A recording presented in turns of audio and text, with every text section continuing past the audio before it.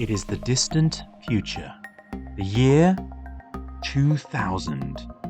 I am 17 years old, and I have just discovered 3 very important things that would change my life forever.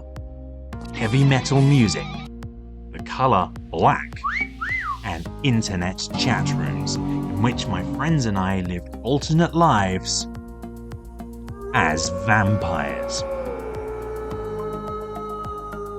Or more accurately, my friends lived in an alternate life while they were vampires, while I kind of watched from the sidelines, mesmerized and thinking, wow, that's so cool, while never actually participating myself because I was, and I remain to this day, a coward. But unperturbed, my friend lived in this alternate life as a vampire online, and there he was Sesh Valentine. He was a quick-witted, snarky, no-nonsense kind of guy who fought demons, had a girlfriend who was mysterious and ethereal, and flaunted the rulings of the council. The council, you say? What's the council? Well, remember, when we're talking here about vampires, we need to be kind of specific. This is not Bram Stoker's version of vampires, mysterious demonic creatures preying on their victims, and neither, thank God, is this the modern day Twilight version of vampires, the hot, sexy superhumans who glisten in the sunlight. Neither are we talking here about Buffy the Vampire Slayer vampires who basically exist just to be monsters of the week. No, this is the tortured world of Anne Rice vampires. Those kind of tortured individuals living with the lie of their curse, forced to feed on the blood of their victims but not wanting to, torn about the nature, the duality of who they are and where they came from, living in secret beneath the skin of society. And it was from this version of vampires that we then ended up getting the role-playing game Vampire the Masquerade, and it is this version of vampires that I, as an angsty teenager, was drawn towards. Now at the time, I should mention I was a very devout church-going Christian, and so in my mind I was kind of drawn to that internal horror that would result if I were to get this vampire curse, how I would be destined to feed on the blood of humans to live, so I would be a murderer, and I'd be immortal, so I'd never die, so I'd never get to see God in his glory, and I'd be torn constantly by the lie of who I was, and blah, blah, blah, blah, blah, blah, blah. And believe me, at 17 years old, this was pure ambrosia for my soul. Now, please forgive me because I've not really played Vampire the Masquerade. I've only ever given the rulebook a very cursory glance through, and everything that I know about it kind of comes secondhand from my friend who was playing Sesh Valentine online.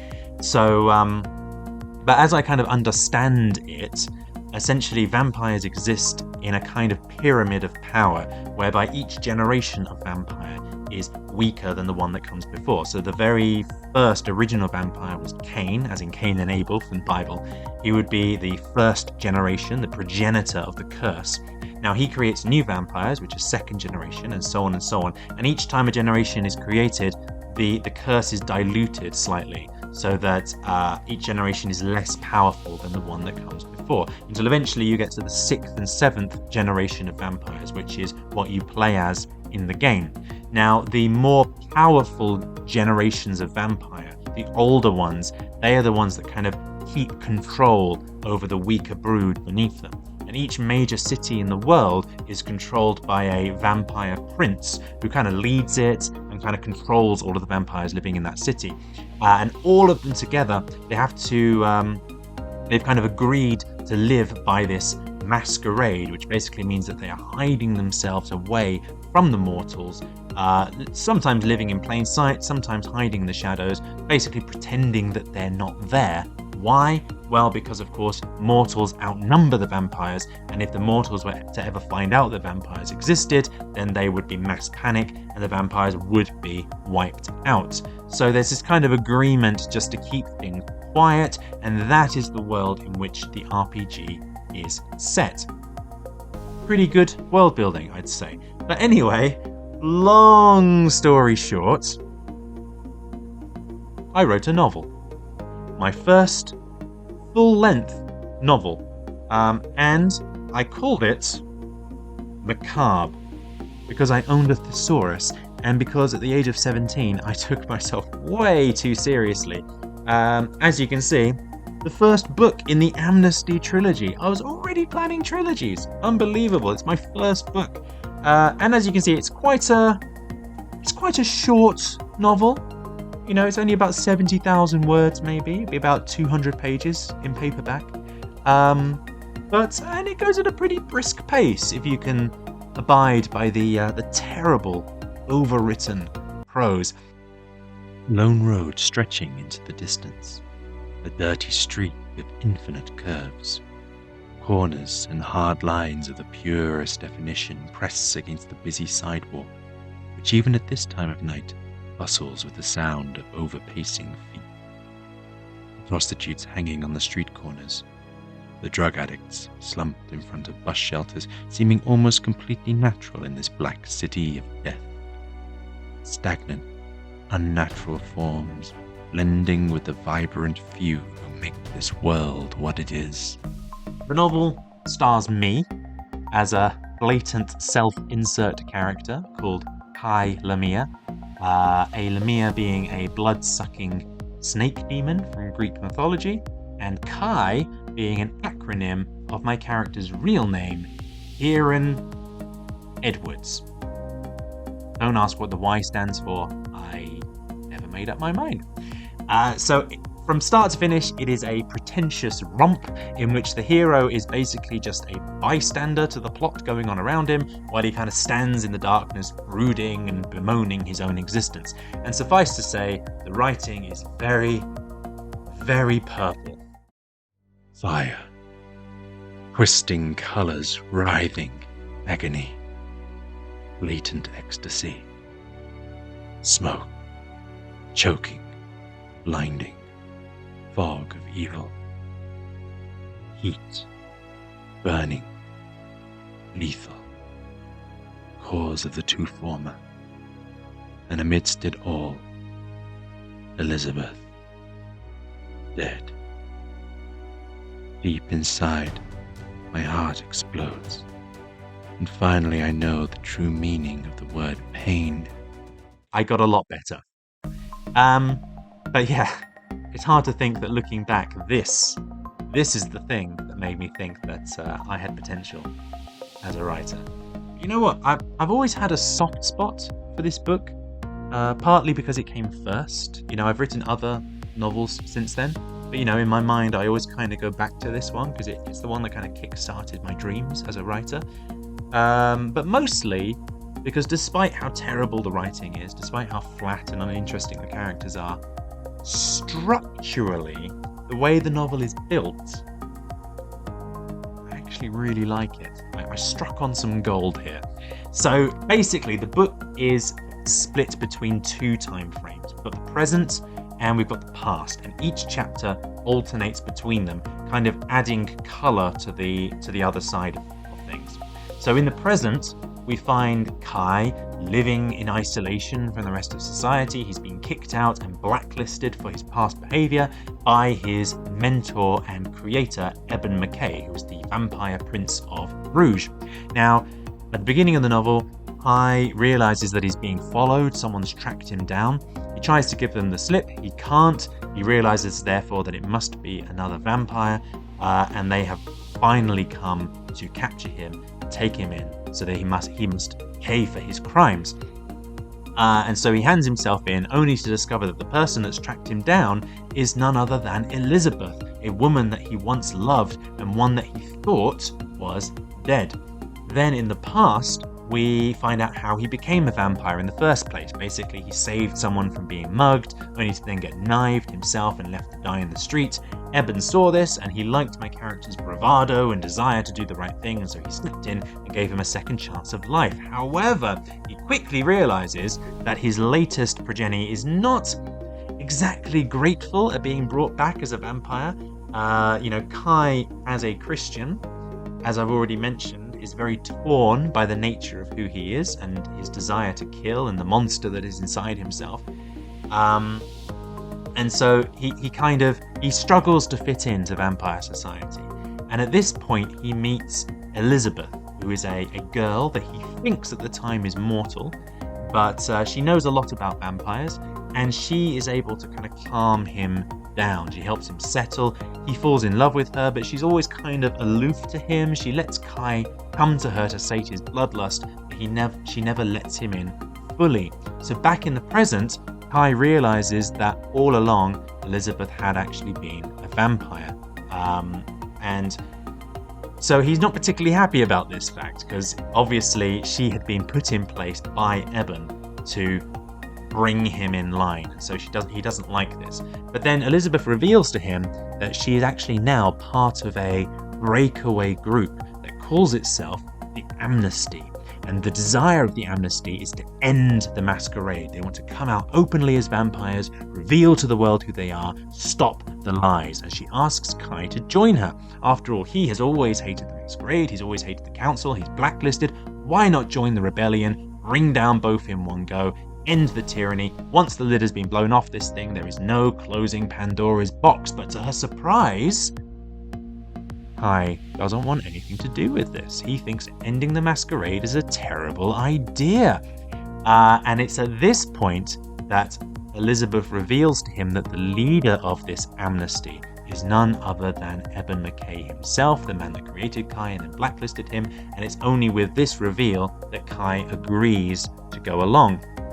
The section ends with us seeing how Kai became blacklisted to begin with. We see how he was unable to control his bloodlust one day.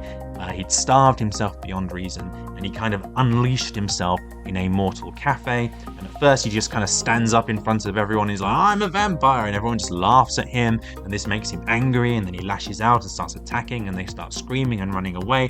And at this point, Eben appears with some of his goons, and they try and take control of the situation. And the way that they take control of the situation is basically by killing everybody, leaving no survivors, blowing up the building and blaming it on a gas explosion. And so Kai doesn't want this. He tries to fight off Eben. At this point, Elizabeth steps in. She gets attacked, and the last thing Kai sees is her getting her throat ripped out, and she turns to him and says, run, and he realizes just how deep a pile of doo-doo he's in, and he just turns around and he runs away. Fear roots me to the spot as he grabs me by the neck with a vice-like grip of which I cannot escape. I struggle, but Eben is too strong. He hisses, his arm still alight, dead flesh burns quickly. I am ready to face death, ready to die. I want to die, but then Elizabeth, I'd forgotten all about her. A roundhouse kick to his legs, he goes down, albeit briefly, but enough so that his grip on me has been released. I look at her at me. Run, she mouths as she is pulled to the ground by Eben's withered body and consumed.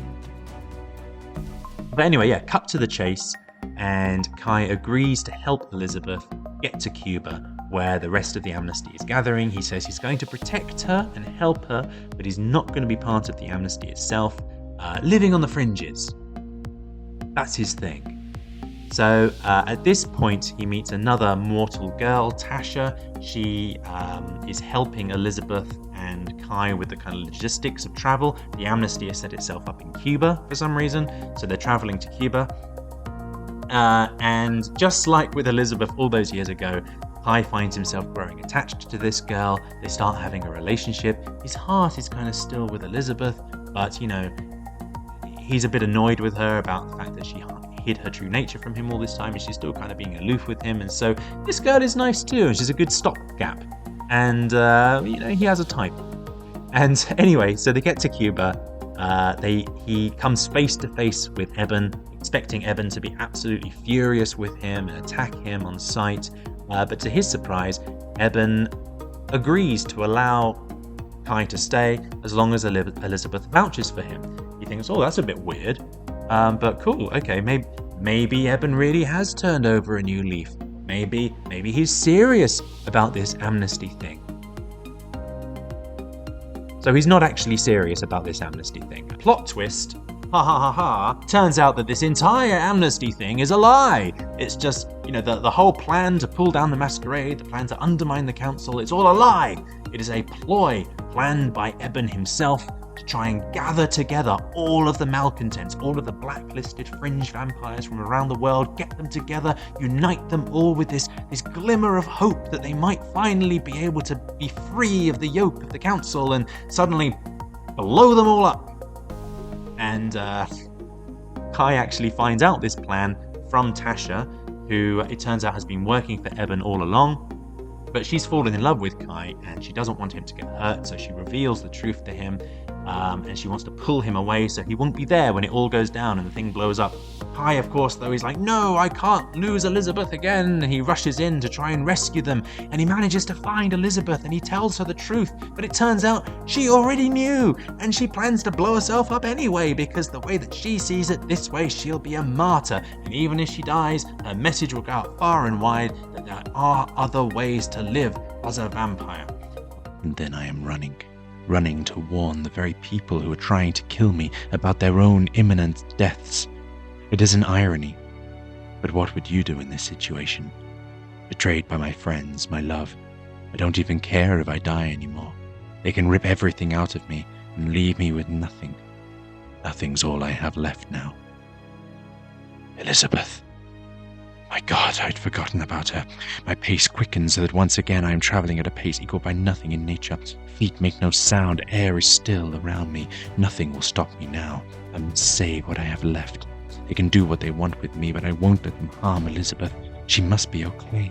I've lost everything, but I won't lose her. I force myself to go faster. Around me, streets pass as a photon of light. Cars become little more than bright flashes across my retina. Every cell in my body screams out in resistance, but I ignore it. It is not important. I have to warn them. And she says, Kai, come and join me. Our message will be stronger if there's more of us together. And Kai, of course, is a freaking coward. And so he's just like, nope. And he backs out of there and the whole thing blows up. And then, of course, he's very sad face, sad tear. He manages to track down Eben, and he's very cross with Eben, and he has a big fight with him. And the novel ends basically with Kai having had the proverbial kicked out of him by Eben. He is alive, but the dream of ending the masquerade is dead.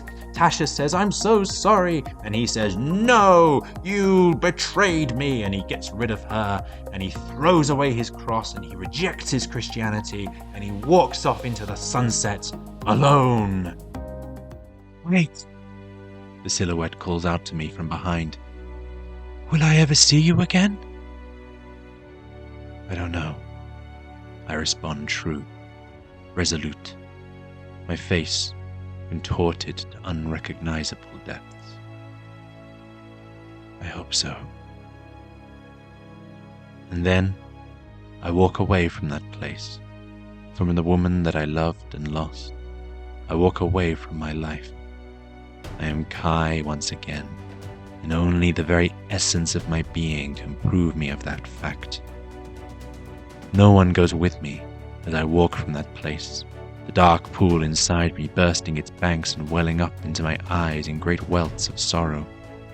I am alone once again, the streaks down my face merely a microcosm of the reservoir of pain that wells up within me. The dam breaks, and my whole world comes crashing to the ground around me in a collapse of sound and images too horrible to even describe. And what am I left with? Macabre. The end. So yeah, a bit of a downer ending, really. I was 17. So what happened after this, I'm sure you're asking? Well, having written this book, I very quickly realised that I quite enjoyed this whole writing thing, you know, and I actually shared this book with a couple of friends and my mum, and they read it. Unthinkable, no one ever reads my stuff, but they read it and they said they liked it. And so on the back of that, I applied to university courses to continue to learn to write, and I studied writing at university, and happy to say I did get a lot better. But as you can see from the very first page, I was already planning sequels straight away. I even wrote a couple of chapters of them here and there, and the idea of the sequels would basically be that the second novel would follow Sesh, my friend from the internet chat forums, and it would basically just be a retelling of what was going on there. And then the third book would unite the two together, and together they would find a new way of bringing down the council and ending the masquerade, but in a way that didn't involve blowing everybody up. So there we go. And then finally, about 10 years later, fresh out of university, I came back to the novel because I liked its structure so much. But, the vampire stuff, I was kind of past vampires by that point. And so I tore out all of the vampire stuff, replaced it with something else, and I called the novel Godsend. But, I'm not going to talk about Godsend now, because this novel will take an entire video by itself. And it's actually halfway decent. But for now, if you are interested in reading more about Macabre and Kai and the vampires, then please go down into the description. You will find a link to the PDF. Have a good old chuckle and let me know what you think. There is nothing you can say that's going to hurt me, because believe me, I've read the writing myself. It is dreadful. So yeah, have fun there, and I will continue backing up my life.